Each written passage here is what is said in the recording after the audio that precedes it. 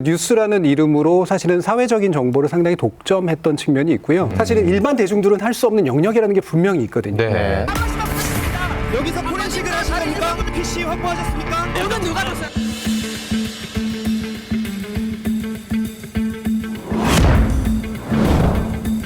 네, 어제 JTBC 신년 토론 그 열기가 대단했습니다. 그 열기 그대로 오늘은 저희 더 라이브가 이어가도록 하겠습니다. 어제 못다한 이야기들을 오늘 더 라이브에서 다 털어주시길 부탁드리겠습니다. 저널리즘 토크쇼 제2의 핵사이다. 언론 비평계의 아이돌 한양대학교 정준희 겸임 교수님 오늘 함께하겠습니다. 어서 오십시오. 어서 오십시오. 안녕하세요. 반갑습니다. 요즘 이제 집회 현장에 나가보면 뭐 KBS 저희 회사를 비롯해서 SBS, MBC 좀 집회 현장에 환영 못 받는 정도가 아니라 쫓겨날 정도의 대접을 하는 경우가 있거든요. 그만큼 기성 언론들이 우리를 신뢰를 하지 못하고 심지어 약간 혐오까지 간다고 볼 수가 있겠는데 기성 언론이 어쩌다 이 지경까지 된 걸까요? 저는 이 부분을 얘기하는 데에서 그런 기성 언론이 이제 불신받게 된 정당한 이유나 부당한 이유들이 있거든요. 근데 정당성과 부당성을 안 따지고 네. 이유만 한번 짚어볼게요. 여러 가지 이유들이 있는데 그 중에 하나는 이제 과거에 이제 저널리즘이라고 하는 것 또는 언론이라도 하는 건 아무리 수가 많아도 사실 상대적으로 굉장히 소수였었습니다. 네. 그래서 뉴스라는 이름으로 사실은 사회적인 정보를 상당히 독점했던 측면이 있고요. 그 독점된 정보를 진짜인 것처럼 이야기했죠. 물론 그게 가짜란 이야기가 아니라 독점된 것 안에서만 활동할 수밖에 없었던 사람들이 네. 매체 환경이 바뀌면서 다른 이야기들을 볼 수 있게 된 거예요. 그리고 그 다른 이야기가 목소리로 표출되기 시작을 한 거죠. 네. 나만이 아니네라는 생각이 들면서 비로소 언론의 바깥으로 나가는 경험을 하게 됐다라는 건 네. 이게 첫 번째로 중요하고요.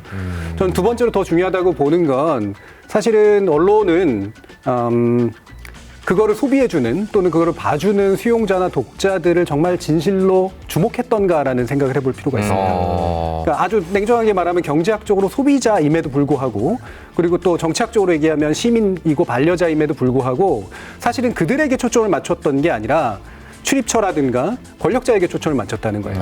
그러니까 권력자를 비판한다라고 하지만 동시에 어떠냐면 권력자라든가 뭔가 오피니언을 이끌어갈 수 있는 그 일부의 독자들에게 집중을 했었지 실제로 다수의 독자들이나 다수의 시청자들의 요구라든가 그들과 대화하려고 하는 노력은 사실은 안 했다라고 얘기하는 게 맞는 것 같고요. 저는 그 두 가지 부분에서 기성매체에 대한 불신들이 커져가게 된 결정적인 계기가 나왔다라고 봅니다. 뭐 어찌됐든 간에 뭐 발전적 방향의 과도기다 이렇게 보면 되겠군요. 그렇습니다. 저는 이건 그러니까 좋은 방향이나 나쁜 방향을 아까도 말씀드린 따지기보다는 필연적인 방향이라고 얘기할 수밖에 없을 것 같습니다. 사실 예전에는 9시 뉴스 시청률 엄청 높았잖아요. 그렇죠.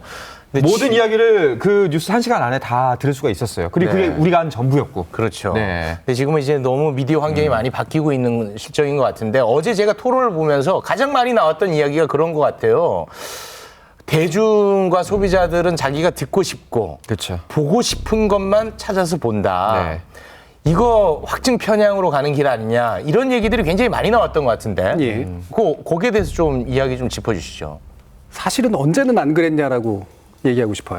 예. 그러니까 사람이 기본적으로 가지는 속성이라고 하는 게 뭐 확증 편향이라고 흔히들 얘기합니다만 이게 새로운 게 아니거든요. 사람들은 일단은 자기들이 이제 자신들의 어떤 기존의 프레임이라고 불리우는 건 되게 잘 맞아떨어지는 정보를 취사 선택하는 경향이라는 게 분명히 있습니다. 근데 네. 과거에는 그게 상대적으로 소수에게 몰려 있었기 때문에 그게 듣고 싶든 듣고 싶지 않든 들을 수밖에 없었던 네. 그런 상태였던 거예요. 근데 지금은 그게 듣고 싶지 않으면 안 들을 수 있는 상태로 바뀌었기 때문에 그렇죠. 그게 더 부각되는 것이지 실제로 인간이 가지고 있는 기본적인 편향이라고 하는 것들은 예나 지금이나 동일하다라고 하는 겁니다.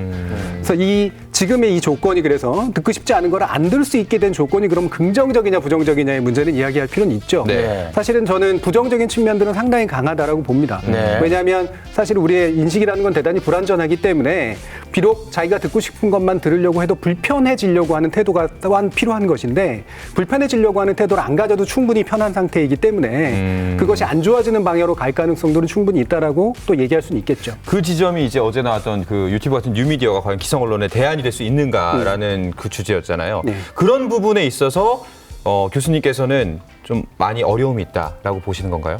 한계점이 있다. 그렇죠. 근데 저는 대안이라고 하는 말을 네.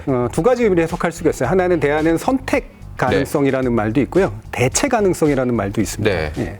근데 선택 가능성이라는 측면에서 이미 입증되고 있죠. 그렇죠. 예. 왜냐하면 새로운 선택들이 이미 나오고 있고 새로운 모습들이 나오고 있으니까요.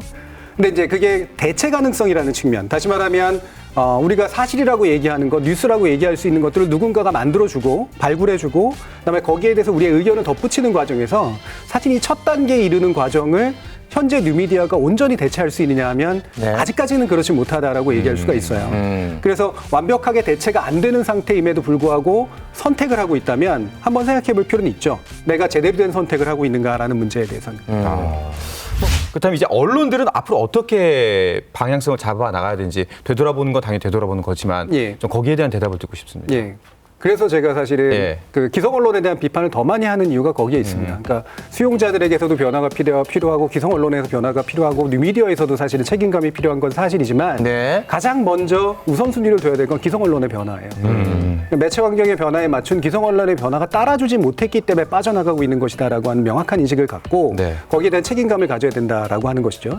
그러면 제일 중요한 건 사실은 변해야 될 것과 변하지 않아야 될 것들을 구분해 줘야 됩니다. 변하지 않아야 될 것은 책임감이에요, 분명히. 그러니까 정보를 다루는 일차적 주체로서의 책임감이라고 하는 것은 늘 유지해야 되지만 사실은 그 정보를 자기만 만들 수 있고 자기만 해석할 수 있다라는 태도는 버려야 된다라고 하는 네. 것이죠. 그래서 저는 정보를 만들고 이끌어 나가는 주체가 일단 돼야 되고 대신 다른 사람들의 정보들을 자기 안으로 끌어들이려고 노력을 해야 되고 그다음에 우리가 큐레이션이라는 표현을 하잖아요. 이제는 모든 것들을 독점해서 얘기하는 것이 아니라 이 끌어모은 정보들이 책임감 있는 정보로 바뀌어질 수 있는 큐레이팅의 역할을 해주는 것이 제일 필요하고 그다음에 가장 마지막으로 중요한 건 탐사 저널리즘입니다. 사실은 일반 대중들은 할 수 없는 영역이라는 게 분명히 있거든요. 네. 그래서 그 부분에 있어서는 전문적인 저널리즘과 기성 언론이 역점을 두고 진행을 해야 된다고 생각을 합니다. 네. 이 질문은 제가 처음 했어야 되는 건데 언론의 문제가 지금 의제로 떠올랐지 않습니까? 언론이 왜 그렇게 중요한 건지 끝으로 한 말씀만 부탁드리겠습니다. 제가 아까도 처음에서 얘기를 했었지만 대안이 생겼고 선택이 가능하다고 해서 언론은 완벽하게 벗어나는 건 또 가능하다라고 생각하는 건 문제가 있다는 거예요. 완벽하게 벗어나는 순간 어떤 문제가 생기냐면 사실은 일차적인 사실들이 확인되지 않은 채 난무하는 그런 식의 일들을 겪어요. 이게 유럽에서는 정보 무질서라고 표현하고 있는 그런 식의 현상들입니다. 네. 저는 이 부분은 굉장히 경계해야 되는 것이 당연히 맞다라고 보고요. 대신 뭐냐면 정보의 어떤 질서를 잡는 그런 행동들이라고 하는 것은 사실은 그 수용자들의 어떤 선별성과 함께 협력이 이제 굉장히 중요한 이제 그런 부분이기 때문에 저는 여기에 이제 초점을 맞추는 그런 식의 행동들이 좀 같이 좀 만들어지고 나아가야 되지 않을까 이렇게 생각을 하고 있습니다. 네, 알겠습니다. 마지막은 약간 좀 현학적으로 이야기를 해서 잘 못 알아듣겠네요. 네. 자, 말씀 잘 들었습니다. 꼭 다시 다음에도 또 한번 또 나오셔서 좋은 말씀 들었으면 좋겠습니다. 늦은 시간 함께해 주신 정진유 교수님 고맙습니다. 아마 보게 되실 거예요. 괜찮아? 어차피 볼 거 하루라도 일찍 봐주세요. 좋아요. 한밤의 시사 토크 더 라이브. 어차피 보게 될 거 하루라도 일찍 보세요. 됐습니까? 고맙습니다.